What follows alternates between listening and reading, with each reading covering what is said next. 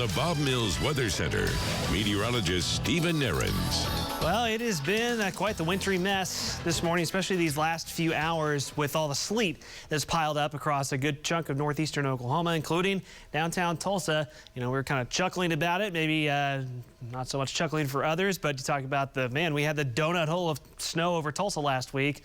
Couldn't get a donut hole of sleet, right? Because sleet's a lot less fun to deal with than snow most of the time. Nevertheless, here's a look from downtown. Again, you know, what's happened is these bursts of sleet that are quite heavy cover the road really fast, and then once those move out, the crews can kind of come through, sweep it off, plow it off, and then things improve a bit. So this South Tulsa, you can see, is pouring sleet right now, and that's covering the road back up there on Highway 169. Of course, not to be discounted is the fact that, oh yeah, it is quite cold outside. 20 degrees, a wind chill of 7.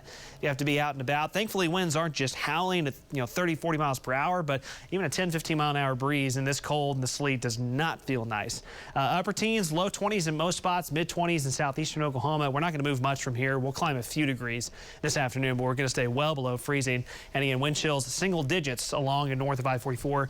Teens in southeastern Oklahoma is what it feels like. So wide view on radar first. Again, the white blue colors you see on here, oftentimes that's the radar algorithm indicating snow, but this has been primarily sleet. Now occasionally there's been some snow flurries mixing in northeastern Oklahoma, but this is mostly sleet. And where you're seeing that pink color south, that's going to be more freezing rain kind of taking over in southeastern Oklahoma this afternoon. So right into kind of this heavier burst here, occasionally a couple lightning strikes, so we're occasionally getting some thunder sleet again. You can see those lightning strikes that just popped up just southeast of Choteau, just south of Locust Grove. So this is going to be some quite heavy sleet moving into Locust Grove. Brandon's back from Coweta into Broken Arrow, and Brandon, just a quick update, as you've driven from Coweta back into Broken Arrow, still a lot of sleet on the roads. How are they handling?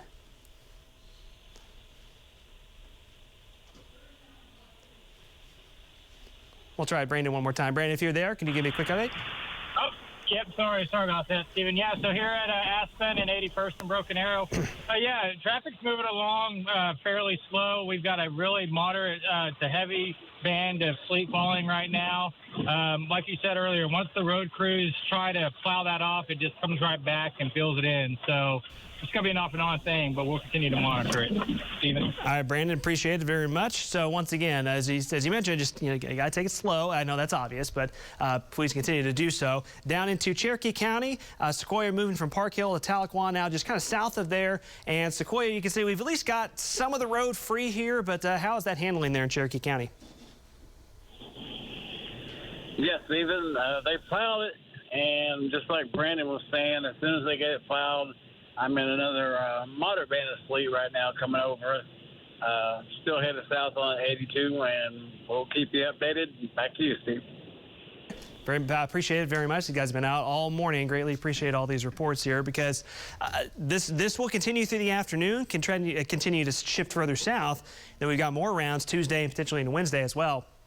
And once again, southeastern Oklahoma, near and south of I-40, that's going to transition to more freezing rain this afternoon, which can accumulate on roads, but also can accumulate on trees and power lines, and that's something we have to watch closely. So the winter storm warning is kind of complicated here. The winter storm warning in red, that goes until 6 p.m. today for the sleet north, freezing rain south. Then in orange, those travel advisories go all the way until Wednesday morning with the additional rounds headed our way. Sleet totals, a lot of this has fallen already, but there's been, half an inch or so sleet along the I-44 corridor, and still a little more falling. Those ice accumulations where we see maybe more than 1/10 to 2/10 of an inch in ice, maybe some spots more than 1/4 of an inch of ice accumulation today and tomorrow in far southeastern Oklahoma. Notice the timeline is kind of up and down here. The chances will diminish later today. This evening, most of us dry out, and then we kind of do the same thing all over again tomorrow. So here's how that looks on Future View just quickly. Again, most precip will shift south this afternoon. We get a little bit of a break this evening and overnight, and then we'll kind of reload again early tomorrow morning and more or less